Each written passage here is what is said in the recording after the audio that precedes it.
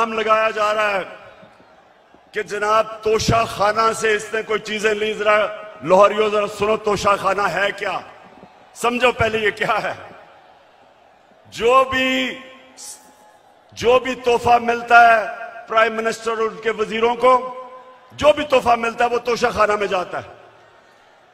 इनके जमाने में जब तोशा खाना में प्रेजेंट जाता था तो ये 15% पैसे दे के जो हुकूमत को जाती थी वो खरीद सकते थे। हम आए, हमने 50% रखा, 50% हुकूमत को जाता था और जो भी हम खरीदना चाहे हम खरीद सकते थे। जो भी मैंने खरीदी सब रिकॉर्ड के ऊपर है, सब कानून के अंदर है।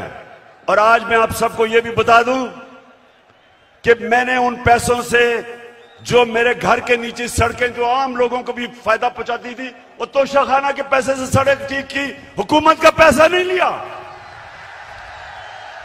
मेरा जो घर है मैं कानून के मुताबिक उसको कैंप ऑफिस बना के सारे खर्चे हुकूमत देती है, यानी आप देते हैं टैक्स, आप टैक्स पेयर उसका पैसा सारा देता है।